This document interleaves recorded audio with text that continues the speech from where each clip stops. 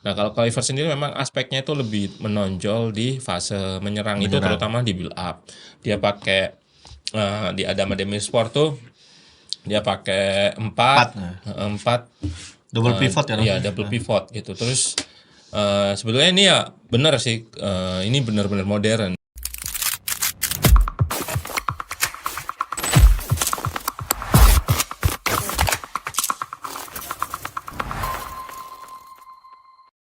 Assalamualaikum warahmatullahi wabarakatuh. Kembali lagi di Ruang Taktik Podcast. Ayo ayo. Takut salah lagi ntar. Channel Anil Taktik pertama di Indonesia. Gimana nih? Ini Cuman libur seminggu loh. Makanya seminggu doang, tapi udah bikin kangen kayak ala ya. Aduh gatel. Jadi yang buat tanya kenapa Erik bisa Alergi, itu namanya alergi teman-teman. Jadi ada aku dibully. Jadi ada aja yang komen bukan bahas taktiknya tapi bahas kenapa Pileknya. Tapi ya itu Nanti kita biar juga diedit lah. terima kasih lah berarti ada yang Ini editornya yang kurang ajar. Sengaja emang nggak dihilangin. Oke, langsung aja Mas. Mas udah pakai logo lambang Garuda di dada dan Rimo memakai jersey Mills. nah meskipun 2020 sampai 2023. Ada lambang baru gak? Nah makanya itu sebelum kita masuk ke timnas, Iya. kita Kalau Mas Faiz, logo Erspo yang lama apa yang sekarang? Ya bagus yang lama sih. Suka yang Timnasnya ya. berarti lu suka yang logo agak lonjong itu mas. Ya, maksudnya secara looks itu lebih Modern ya? ya lebih modern meskipun secara eksekusi logonya itu terlalu ribet lah ibaratnya. Ada Terlalu buletan, banyak ada garis, garis Kalau ya. Rimo, kan itu jersinya mirip gini kan? Mirip-mirip. Perisainya. Perisai memang perisai gini kan, ngambil iya, dari perisainya Pancasila sama. itu kan. Cuman ininya beda. Cuman backgroundnya itu Iya. warna abu-abu kayak terus kayak Kan itu awan-awan gitu. ada kayak dua kartun. versi kan? Ada yang supporter version sama player issue, udah langsung Oh, keluar. gitu. Kalau yang supporter yang player issue tuh dia motif bulat-bulatnya garisnya tuh dia lebih tebel, lebih kelihatan. Kalau yang supporter version dia lebih kabur gitu lah. Yang mana itu yang lama? Yang baru. Oh, yang baru. Sama sedikit perbedaannya sih di Garudanya sih ya. Oh iya, karena lebih Mungkin terang. kalau lebih terang pertama, terus kedua kalau teman-teman bisa ngecek lebih detail, itu cukup berbeda gitu loh. Dalam tanda kutip dua burung yang berbeda, cuman tetap sama-sama Yang Garuda. satu burung apa? Oh, kira burung. Sama-sama Garuda. Bentuknya Ayo, aja cukup berbeda. hati-hati, Mas. Lihat aja Maksudnya buntutnya. shape-nya. Iya, shape-nya. Mulai dari kepala sampai buntutnya itu ya nggak jauh Tapi berbeda. tetap menghadap ke kiri semua kan? Iya. Jadi kalau Buri mau suka yang Erspo yang lama apa yang baru? To be honest sih lebih suka yang lama. Bawalak juga kan. Iya. Cuman aku yakin secara marketing, secara penjualan akan lebih ramai yang kedua sih. Tapi sementara aku lihat tadi di komen segala macam di media sosial sih katanya banyak suka yang baru. Iya. Tapi Makanya- yang supporter version, karena supporter version tuh kan belakangnya ada bulatan, ada garis lapangan segala Iya. macam Oh, itu. gitu. Dia lebih blur kan. Jadi Belum kayak lihat. lebih keren gitu yang supporter version justru. Kalau yang Iya.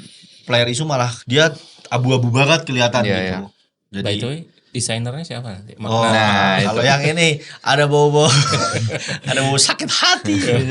ini kayaknya masih nggak. Nggak bisa disebut. Sepertinya sedikit berbeda dengan campaign mereka yang awal ya mas ya. Mereka nggak menunjukkan siapa desainer, siapa yang membuat ini, tapi mereka lebih menunjukkan Ya, hasilnya expo-nya, dulu. expo-nya. Mungkin kita akan tahu siapa yang di balik layar semua nanti hal mungkin ini sama pihak beberapa Expo bulan. udah bakalan di spill Iya, sendiri. mungkin beberapa bulan setelah launching. Lebih kayak gitu sih karena kemarin itu justru yang desainernya yang Iya, yang muncul juga gitu loh yang Karena kan banyak Kontroversi. terlalu banyak yang turun jadi bias banget kan kemarin masalahnya tuh. Ya semoga lah dilema apa namanya Jersey ini cerita-cerita jersey ini nggak jadi Iya. fokus utamanya, malah fokus utamanya harusnya kan apa yang mau kita bahas. Ya, seenggaknya semoga jersey ini bisa membawa keberuntungan yang jauh lebih besar dan bisa membuat sejarah lah dengan jersey baru. timingnya berarti tepat ya. Iya, sama- makanya itu. Pergantian pelatih. Pelatih baru, Emang dipasin. logo baru. Oh, iya. Jangan Pitch baru. alasan itu dipecatnya cuman Gak tahu mas. karena kan ya sekarang alasannya tuh masih jadi bola panas kan ibaratnya. Tapi sorry, ini Mas Faiz salah satu pengamat yang diundang nggak di 24? Kan lagi enggak lah. Lagi rame. Siapa ini kita kan apa kreator di daerah itu nggak dilihat lah sama Iya. mereka kayak di daerah itu. Iya. Udah selesai ngomongnya. Berbahaya tuh ngomongnya itu soalnya. Soalnya kan lagi rame emang. Ya, oke, langsung. Masih narasi. Fokus. Kita ruang taktik langsung bahas taktik. Oke. Jadi, Mas Faiz, banyak pertanyaan netizen ataupun apa ya teman-teman. Kita sepertinya harus sudah menentukan nama penggemar ruang taktik supaya nyebutnya enak. Kita belum menentukan, Ruang mungkin mania. teman-teman juga bisa memberikan suggestions lah. Oke, jadi banyak yang tanya Mas, gimana sih tactical dari Patrick Kluivert sendiri sama Alex Pastoor yang digadang-gadang tuh justru kan banyak nih yang seharusnya tuh pelatihnya Alex Pastoor karena dari track record terakhir dia di Almere City juga cukup oke. Empat kali membawa tim promosi dari Liga 2 yang paling oke, yang paling orang juga tahu kan si Almere City kan karena sekarang dibela sama Tom Hay. Nah itu sementara di Patrick Kluivert sendiri kan baru melatih di Adama juga setengah musim. Terus dari beberapa klip yang bisa kita tonton di YouTube, permainannya kan cukup taktikal lah. Maksudnya dia umpan-umpan pendek segala macam. Tapi kalau Pastoor kan lebih banyak dia direct, pakai wing, di mana itu sebenarnya gaya main Indonesia dulu sebelum Sintayong datang. Sedangkan Patrick Kluivert lebih total football lah ya. Ya, jadi ada lah irisan sama STI meskipun dia base-nya nggak tahu sih Mas. Apa dia base-nya bertahan juga atau beda. Nah, itu banyak tuh yang tanya tuh. Kalau Mas Faiz sendiri kan kemarin udah baru bikin analisisnya nih antara kedua pelatih itu. Kalau menurut Mas Faiz sama Rimo, apa sih yang bisa jadi ramuan terbaik buat timnas Indonesia nantinya nih? Iya, pertama-tama kita harus kasih literasi dulu sih sebenarnya pada ke penonton gitu. Kalau sepak bola itu kan udah sering sih aku bilang kalau sepak bola itu ya fasenya ada 3 itu udah sering kayak gitu dan kalau sebetulnya kita nonton total football yang beneran gitu yang era-era Belanda itu sangat nggak relevan kalau kita mainkan di era sekarang karena mereka bener-bener nyerang semua. Iya sampai belakangnya Mas ya. Iya sampai ya ibaratnya kayak sepak bola SSB gitu loh. SSB yang kesana semua sama gitu. Secara kita arahkan ke sekarang itu nggak relevan gitu sama sepak bola di sekarang gitu. Kalau kita bicara total football aslinya gitu. Karena aku nonton tuh pertandingan ya tahun berapa ya, tahunnya Belanda itu ya, 70-an lah ya. Enggak, Belanda masih waktu Belanda main. Tapi memang waktu itu jadi kejutan gitu karena nggak ada tim yang main seperti itu gitu. Tapi secara dan kalau kita ngomong total football asli gitu, tapi dibawa semakin ke sini sebetulnya dimodif lagi gitu. Intinya di era Johan Cruyff bawa ke Barcelona itu udah berbeda gitu. Tapi memang secara konsep idenya itu revolusioner gitu. Revolusioner artinya semua orang bertahan, semua orang menyerang gitu. Tapi sebetulnya waktu yang total football asli itu menyerang, benar-benar menyerang mereka, menyerang semua, backnya ikut maju dan segala macam, rotasi posisinya nggak beraturan gitu. Tapi di eranya kalau Johan Cruyff kita balik ke era Barcelona, yaitu memang di sana lebih possession, terus back juga bisa nyerang, kan ada ball playing defender gitu. Itu revolusi yang lebih lebih relevan sama sepak bola sekarang gitu. Kalau kita mengacu ke total footballnya yang eranya Johan Cruyff atau Barcelona itu memang sampai sekarang masih dipakai oleh Pep Guardiola, bisa dibilang masih menggunakan itulah ibaratnya, ada idenya sedikit meskipun dia nggak secara gamblang itu bukan itu total football gitu. Karena memang ya itu tadi jarang sekarang pelatih yang menyebut total football ya kan, di Pep Guardiola permainanku total football. Arne Slot sendiri ya memang nggak relevan di sepak bola modern. Total football sendiri tuh nggak relevan. Pep tuh lebih suka menyebut timnya, bahkan disebut tiki taka itu dia juga nggak relevan karena timku itu bukan sekedar umpan-umpan pendek gitu. Dia nyebutnya lebih suka disebut we go the position gitu atau positional play. Nah itu kalau ini sebagai tambahan aja lah buat teman-teman ya. Nah balik lagi ke sepak bola di 3 fase itu, memang Kluivert tuh kalau kita lihat memang dia aspeknya itu memang dominan di fase menyerang. Menyerang ini bukan berarti menyerang terus gitu kan. Menyerang ini kalau di sepak bola itu disebut ketika mendapat bola. Jadi ketika di build up di belakang pun yaitu menyerang, itu fase menyerang gitu. Kalau mereka lagi kehilangan bola itu fase bertahan. Meskipun kehilangan bola di sana, yaitu bertahan. Baru di sela-selanya itu ada fase transisinya. Nah, kalau Kluivert sendiri memang aspeknya itu lebih menonjol di fase menyerang. Itu terutama di build up. Dia pakai di Adama Demirspor tuh dia pakai 4 double pivot ya. Iya, double pivot gitu. Terus sebetulnya ini ya benar sih, ini benar-benar modern. Dia sempat di mata Najwa narasi sama Najwa dia juga bilang dia possession base gitu, terus very attacking, dia bilang kayak gitu. Jadi memang dia kalau build up itu benar-benar ya possession, nggak buru-buru dibuang bolanya. Benar-benar dimainkan dimainkan di belakang, gelandangnya nggak buru-buru naik gitu. Tujuannya ya mancing pressnya gitu, mancing press. Kalau misalkan tujuan kan semakin banyak orang terpancing ke pressnya, semakin ke sini otomatis kan 4 orang ini akan berhadapan satu versus satu gitu loh. Di sini tujuannya itu. Dan beberapa kali mereka mancing ke satu sisi gitu. Di satu sisi kiri aja. Di press di sini. Tujuannya itu memang menang jumlah kan, di sini 1-5 versus 2 ya. Otomatis kan banyak pemain kan 6. Kalau yang ngepres cuma 2 ya kurang lawannya gitu. Misalkan seperti ini misalkan lawannya kurang orang misalkan kalau ini makanya ketika udah terpancing ke sini biasanya sisi jauh ini kosong, di switch sama dia. Barulah sini serangannya. Barulah dia bisa menang jumlah di sini. Udah menang jumlah Mas. Jadi ketika switch ada ruang kosong, itulah serangan mulai intensitasnya lebih tinggi gitu. Tapi kalau masih di sini benar-benar main umpan pendek, umpan-umpanan, bahkan kadang bermain beresiko gitu. Kalau ya kulihat orang, kalau kita baca culture atau netizen di Indonesia main kayak gitu apa nggak berbahaya gitu. Karena memang secara culture kalau aku sendiri datang ke tempat latihan ngelatih gitu, ya memang main di belakang itu selalu diteriakin, wih bahaya gitu. Padahal kalau di Eropa nggak apa-apa gitu loh. Main di sana ya memang tujuannya memang buat mancing pressnya ini, narik lawan gitu loh. Nah itu sih, itu Patrick Kluivert lebih ke situ. Nah, menariknya si Alex Pastoor tuh sangat kontras ya. Jadi ketika kiper ya udah nggak ada yang minta di belakangnya sini. Semua udah lari ke depan. Pemainnya udah naik ke depan semua. Nggak ada yang kiper bawa bola terus ini minta gitu, nggak ada. Dia langsung direct ke depan. Waktu yang aku tonton Ajax sama FC Emmen itu playoff oleh Romani waktu itu. Jadi ya memang kalau build up direct dari kiper, memang pemainnya harus mengerucut.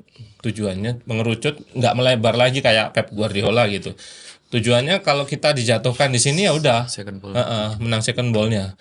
Jatuh banyak pemain menang second ball gitu. Jadi tujuannya umpan direct ini nggak cuman buat duel udara terus ada target man gitu, misalkan kayak yang lagi ramai sekarang kayak Chris Wood gitu, atau mungkin timnas Indonesia manggil Spaso lagi itu yang target man gitu. Enggak seperti itu. Tujuannya sih memang bola muntah terus dimenangkan balik gitu. Nah, PR-nya justru ketika second ball ini siapa pemain-pemainnya yang bisa bertarung. Kalau kita sebut Nathan gitu masih Ivar Jenner itu masih ada lah sedikit. Kambuaya. Nah, paling ini mungkin Kambuaya yang paling punya kemampuan itu ya. Tapi ya itu, ada nggak pemain yang bisa seperti itu, menurutku masih kurang karena kalau ngelihat timnya Alex Pastoor itu ada sampai 3 pemain depannya itu ada 1 juga yang ikutan second ball itu, kuat di second ball. Kalau ada Jairo berarti aman juga Mas. Nah, harusnya ada Jairo sih. Makanya kemarin komen-komen di netizen, ini alasan kenapa Patrick Kluivert bener-bener ya pengen ngejar Jairo gitu. Kemungkinan besar sih di situ sih, karena Jairo bisa diplot sebagai gelandang. Berarti dengan statement si Patrick Kluivert atau mungkin pola permainannya, apakah kalau dari sisi Mas Faiz nih, apakah timnas Indonesia akan lebih condong karena kan pelatih utamanya si Patrick Kluivert. Apakah timnas Indonesia akan lebih condong dengan pola permainan Patrick Kluivert atau ke Alex Pastoor? Dilihat dari cara bermain dan serta kedalaman tim yang kita punya, Mas. Jadi kita pernah bahas soal apa itu namanya game model ya. Game model tuh kayak ya pelatih itu pasti bawa lah filosofinya lah. Mau mainnya kayak waktu kita bahas Ruben Amorim yang pahamnya 3-5 yang mending terapin itu kurikulumnya lah ibaratnya. Dia punya semacam buku gitu atau ya di luar kepala nggak ada bukunya ya, pakemnya itu pasti ada gitu. Patrick Kluivert sih bilang kalau dia nggak masalah ketika harus bermain dengan sistem yang berbeda gitu, sistem yang beda gitu. Tapi dia bilang juga ke Najwa waktu itu kalau dia juga nggak masalah sih kalau main 3 back. Tapi bener, memang aku lebih suka bermain 4 back. Nah itu yang pertama formasi, soal formasi seperti itu. Tapi apakah ada peran asisten dalam mempengaruhinya gitu karena nanti kerjanya tim ya. Banyak yang bilang kayak Kluivert ini maunya ini, asistennya maunya ini, pasti nanti berkelahi gitu. Enggak seperti itu sebetulnya. Ya bayangin aja kayak kalian punya perusahaan ya. Kalau punya perusahaan kan pasti ada manajer, terus ada sales, ada produksi. Ya yang produksi, ada yang ya ibaratnya kayak tim desainernya mungkin ya Alex Pastoor yang desain gitu, terus approval kan tetap dari Kluivert ya. Tentu tim desain juga misalkan dia dalam lingkup perusahaan desainnya pasti ya sesuai dengan moodnya Kluivert, dan di satu sisi dia juga harus sesuai dengan yang lagi in gitu. Ibaratnya kalau kita omongin desain sama dia milih taktik juga sesuai dengan pemain yang ada, terus dia juga lawannya kayak gimana gitu. Kondisinya juga gimana. Nah, kalau misalkan Alex Pastoor bisa analisis dan segala macamnya, bisa meyakinkan Kluivert, bisa jadi dia bakalan berubah jadi nggak main 4 back gitu loh. Karena Alex Pastoor sendiri kan dia mainnya seringnya 3-5-3, 3-4-3, 3-2. Jadi waktu di lawan FC Emmen itu dia 4-3-3. Jadi aku sengaja memang nonton dengan dia formasi 4-3-3 dan formasi 3-3-nya 3 back sama 4 back. Jadi 4 backnya Alex Pastoor ibaratnya itu tiganya ini tetap diisi center back gitu loh. Jadi misalkan di sini Rizky Ridho misalkan, Izes, terus di sini siapa yang center back? Mes masih inilah. Center back lagi lah Rizky Ridho, Ferrari, Izes, Ridho gitu. Jadi 3 center back ini tetap satunya baru yang tipikalnya kayak Asnawi mungkin Verdong gitu. Nah, yang menarik itu memang itu. Jadi sayapnya itu justru tipikalnya bukan yang kayak siapa ya, kayak Witan gitu, Witan gitu. Lebih kayak Yakob gitu yang bisa mundur ke belakang ya. Jadi dia waktu lawan FC Emmen itu dia benar-benar ngelok si fullbacknya FC Emmen. Kalau kesini dia diikutin nggak turun dia. Jadi meskipun ini lagi nyerang di sini, lawan lagi nyerang di sini, ya udah mereka tetap rapat 4 back ini kosong, bener-bener kosong, dibiarin kosong gitu. Baru kalau ini turun baru ikutan dia. Jadi man to man marking gitu. Ini si wingernya ini jaga bener-bener man to man marking. Terus di satu kesempatan juga kalau lawan Ajax itu justru yang kirinya itu dia mainin kayak STY kayak Verdong, mainin Verdong. Di sininya itu Verdong. Jadi kan kalau Verdong kan tipikalnya nyerang kan, makanya ketika menyerang ya ini bisa ikutan nyerang ketika lawan Ajax gitu. Makanya menurutku memang Alex Pastoor memang ya bisa dibilang memang pengalamannya lebih banyak ya. Secara statistik memang kelihatan banyak tim yang di ininya. Cuman menurutku juga gaya main yang direct itu menurutku ya secara di kondisi tertentu memang bagus gitu, tepat gitu, kayak misalkan lawan Australia, lawan Jepang, main-main gayanya si Alex Pastoor gitu. Tapi ketika kita butuh possession, ketika Bahrain, China ya kalau main low block itu kan suka-suka. Lawan China kemarin terutama kita kan kesulitan tuh membongkar. Makanya itu pentingnya di Kluivert di situ gitu loh. Ketika build up, ketika membongkar pertahanan lawan itu lebih ini ke Kluivert sih, lebih kelihatan Kluivert dia main wide overload misalkan di sayap gitu untuk bongkar banyak pemain, terus main umpan kombinasinya gimana gitu. Kalau Pastor bener-bener enggak gitu, throw in dari sini langsung di umpan ke depan. Jadi memang timnya itu dia bergantung sama tim sih memang.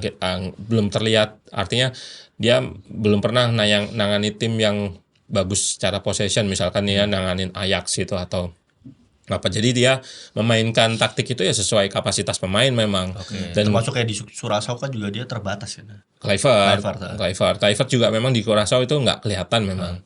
Beda ketika di Adama Demirspor itu lebih terlihat memang possessionnya. Tapi kalau Alex Pastor juga belum terlihatnya ketika dia ngelatih tim yang jago ball-basean. Iya, apakah dia akan merubah kayak permainan direct gitu. Kalau menurutku sih kombinasikan aja sih antara dua pemain itu, dan pasti itu yang akan terjadi nanti di tim jajaran staff pelatih itu pasti ada kombinasinya sih. Enggak main possession mulu atau main direct mulu, menurutku sih enggak sih. Mereka pasti udah punya apa ya, wawasan lah ibaratnya. Oke, berarti Mas Faiz apa? Murimo mau nambahin? Nggak ada sih. Yang mungkin yang jadi yang ada di kepalaku sekarang adalah dua pelatih ini Kluivert sama Pastor punya dalam tanda kutip dua filosofi yang berbeda. Cuman yang akan jadi masalah besar adalah jangka waktu. Nah, betul. Apa jangka waktu soal? Jangka waktu pemain berkumpul di FIFA Matchday kan 3 hari sebelum pertandingan lawan Australia. Apakah bisa menyalurkan apa yang ada di kepala? Apalagi nanti kalau misalnya jadi oleh Romani sama Jero ada, itu makin lagi kan. Maksudnya adalah kadang contoh paling jelas adalah MU. Pemain individu gak bisa dihat itu karena udah mendarah daging. Ambil contoh lain. Ini loh, yang main jelek Arab Saudi. Ganti pelatih ya. Itu mantap juga loh waktunya. Iya. Cuma kan posisi Arab Saudi memang dari awalnya kurang lah ya Mas ya, dengan Mancini pun. Cuma kan dia di Piala Dunia bagus. Satu pertandingan aja lawan. Ya lawan Argentina loh. Satu pertandingan, dan dalam tanda kutip di pertandingan itu ada 2 kemungkinan. Kita yang lagi bagus atau tim lawan lagi jelek.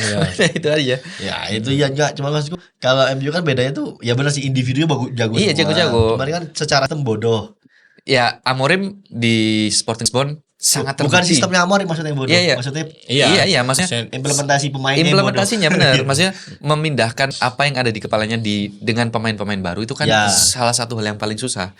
Dengan Sporting Lisbon yang kualitas pemain dia rata-rata lah. Mereka bisa ngalahin Manchester City. Ya, Arsenal kalah ya Mas? Enggak, mereka yang kalah. Pokoknya bikin banyak kejutan lah. Bahkan juara untuk pertama kalinya dalam berapa 29 tahun, tapi dia udah juara 3-4 kali ya. 3 kali. Nah, di Manchester dia kan hitungannya cuma berapa minggu atau less than week.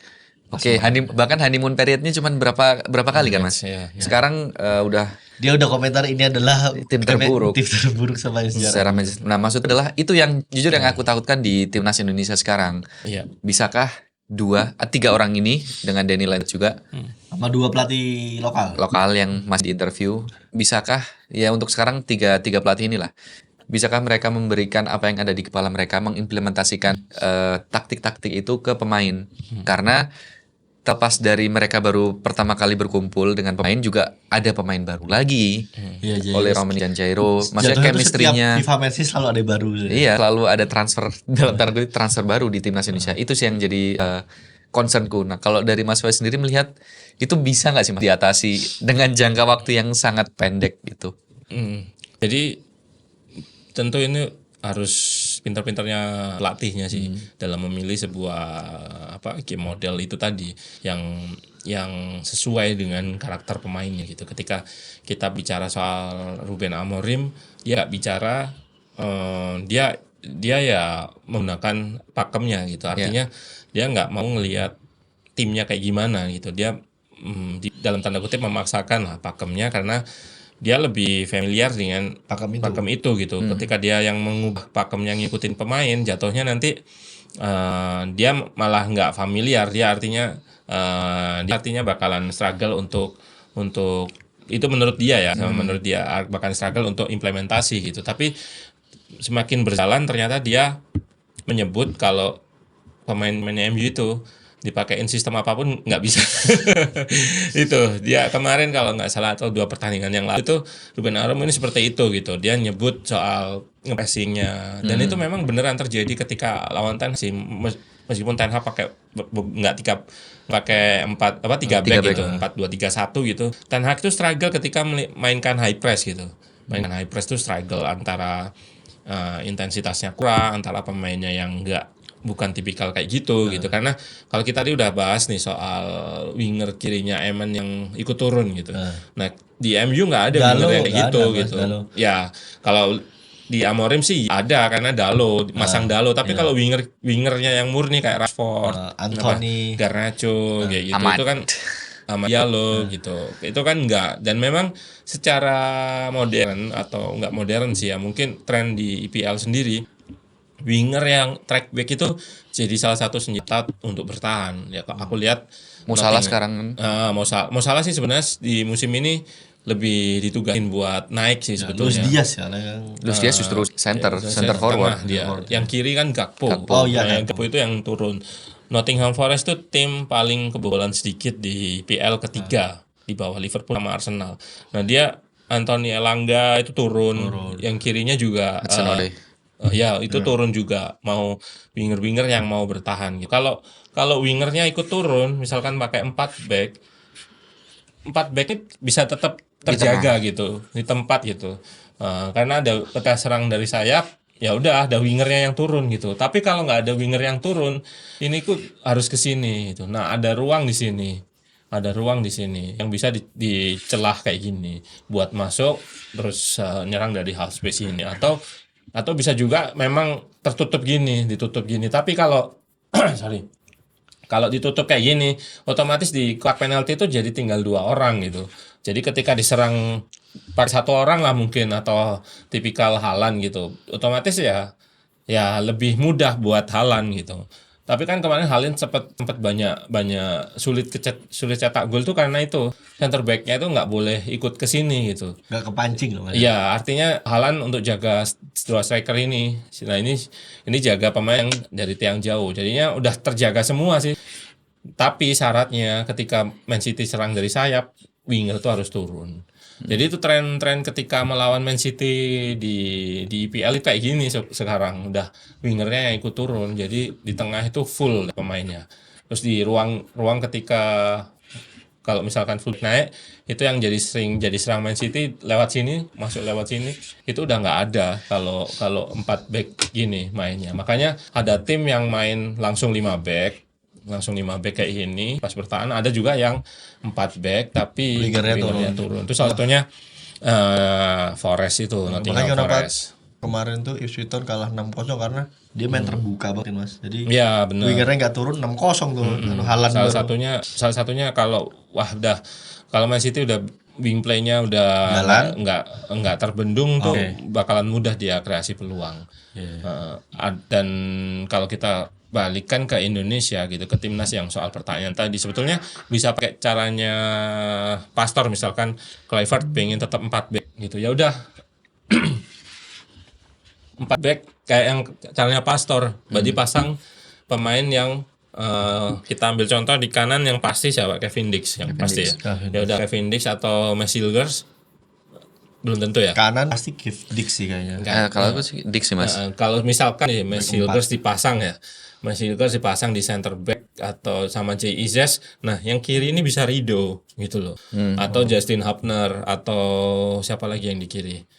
Tapi intinya jangan Verdong gitu loh, jangan Verdong. Jadi ketika dapat bola ya udah yang naik cuman ini gitu. Kita jadi tetap punya 3 center back di belakang. Tapi ya Rido punya kemampuan kok, dia jadi fullback gini. Ya kan sering dia kasih assist yang waktu lawan Madura itu kan dia sampai depan terus crossing kena. Nah itu tapi yang diambil ketika kita punya 3 center back yang main di formasi 4 back gitu, kita punya 3 karakter, 3 center back, itu kita jadi lebih kuat ketika bertahan. Dulu kan ingat gak waktu Verdong dibully siapa itu yang ini kan dia main di sini dia yang Jepang ya. Ini dapat bola Verdong malah jalan. Itu Sugawara. Sugawara. Southampton. Yang golnya itu kan Verdong cuma dikit. Ya. sampai nunggu yang lain jaga, ini kan ternyata di syuting dari sini. Nah itu kalau kemungkinan pemain yang dipasang nih Rido, Hapner atau siapapun yang tipikalnya lebih center back itu lebih Enak bertahannya juga, itu lebih oke gitu. Baru mungkin Verdon jadikan defensive winger di sini, jadi winger karena menurutku lebih jago sih itu ya, benar-benar. ya sebelah kiri itu kita belum punya sih sebetulnya. Menurutku Ada yang Mas dulu Mas Alvarizi bagus.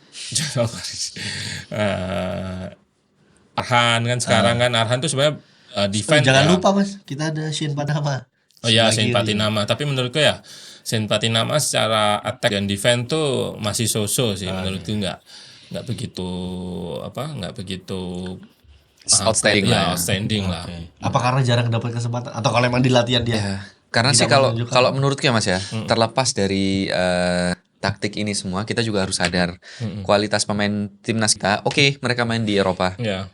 Cuman kan di Eropa mananya nih dan di level mana? Yang kelas A kan sekarang ada ya yang divisi 1 ada Tonghe, Izes, terus Verdong, Kevin, Miss, Kevin, 5. Iya kan? Itu pun sorry, aku nggak bilang timnya jelek. Cuman kan kalau kita juga ngikutin Liga Eropa, kalau nggak ada pemain-pemain timnas yang di tim-tim itu, mana ada pecinta sepak bola Indonesia yang menonton gitu lah, tim-tim itu. Nah, kita juga harus ya itu sih mencocokkan ekspektasi kita dengan segala permainan, segala taktik. Kita juga harus sadar ketika nanti let's say lawan Australia, lawan Jepang, akan ada sedikit perubahan taktik atau permainan defensif. Yang itu menurut banyak pengamat adalah salah satu cara bermain jelek dengan cara defensif. Cuman Aneh. ya kita juga harus tahu defensif juga salah satu bagian dari sepak bola. Iya, sendiri, betul. gitu. Sebetulnya kan dibahas di podcast kemarin atau videoku kemarin ya. Ya kita di podcast kita harus berterima kasih sama Sintayong kan karena udah kasih modal. Enggak yang memperkenalkan. Iya, memperkenalkan itu tadi. Bahwa sepak bola bertahan itu tidak apa-apa. Iya, bahwa akhirnya memang ya secara ini kebelah lah penonton. Wah, aku ingin menyerang, aku ingin ini. Tapi banyak yang tersadarkan gitu kalau memang kualitas kita nggak seoke itu untuk bermain menyerang gitu. Menyerang itu kan ya terbuka gitu loh. Jadinya ya ambil contoh lawan China kemarin kan kita menyerang gitu, tapi kan ternyata kualitasnya ya segitu aja gitu loh, nggak bisa cetak gol dan segala macam. Cetak gol pun dari ini kan? Ya scrimmage, set piece lagi gitu. Itu memang itu yang harapan kita attackingnya bisa lebih ini sih di timnas nanti gitu. Jadi kalau kita balik ke soal implementasi tadi, menurutku yang paling bijak adalah meneruskan yang ada sekarang gitu. Yaitu tadi kalau 4 back tetap mainin 3 center back, 3 pemain yang center back kayak strateginya Alex Pastor, dan itu juga dipakai Barcelona juga kok. Barcelona itu kiri Balde yang attacking, kanan Jules Koundé yang kan malah jadi dia center back. Kalau Balde naik ya udah 3 ini yang di belakang. Jadi menurut saya sih tinggal ngelihat ya kualitas taktikal dari Alex Pastor dan Kluivert itu kan seperti apa ketika dipertemukan dengan situasi yang sulit seperti timnas kita, karena bukan hanya kualitas tapi waktu itu tadi terlalu mepet, terus musuhnya juga Australia ya mungkin juga fasilitas juga lapangan dan segala macam, itu bakalan jadi challenge mereka. Oke, selalu menarik membahas Garuda di dada, merah putih tetap jaya. Asik. Dipikirin dari tadi kayaknya Mas. Gue tahan kapan bisa ngomong. Siapapun pelatihnya, siapapun yang memimpin dan menahkodai timnas Indonesia harus kita dukung. Ya, betul. Terima kasih Sintayong. Udah, maksudnya ya udah sekarang kita udah fokus dengan pelatih baru. Kita sekarang pelatihnya udah baru. Semoga Patrick Kluivert, Alex Pastor, Daniel Lanza, dan 2 pelatih dan mungkin staff yang lainnya, dan ada lagi pelatih fisik yang dari Curaçao itu kan siapa namanya? Iya dari Belanda, cuman dia kerja sama Kluivert di Curaçao. Semoga tim pelatih ini bisa membawa timnas Indonesia ke level yang lebih baik, dan semoga mimpi itu, aku nggak mau bilang mimpi Piala Dunia lah ya, seenggaknya mimpi jaganya kan 2027 nanti kita Piala Asia bisa perform gitu loh, bisa lebih bagus, dan yang terdekat ya semoga bisa meraih hasil maksimal lah. Ada sepatah 2 kata dari Bung Rimo dan Mas Faiz tentang harapannya apa sih? Ya apapun, kalau dari aku apapun hasilnya, kita sebagai supporter ya harus tetap mendukung lah. Jangan sampai kita mungkin akan tidak mendapatkan hasil maksimal atau mendapatkan hasil yang tidak iya makanya mungkin tidak akan mendapatkan hasil yang kita inginkan. Apapun itu kita harus tetap support lah. Mereka juga manusia, mereka juga bisa membuat kesalahan karena itu yang pasti ditakutkan para pemain sekarang. Membuat kesalahan yang akhirnya bisa mempengaruhi mental dan performa mereka di lapangan. Jadi kita sebagai supporter ya harus mendukung. Mas Faiz?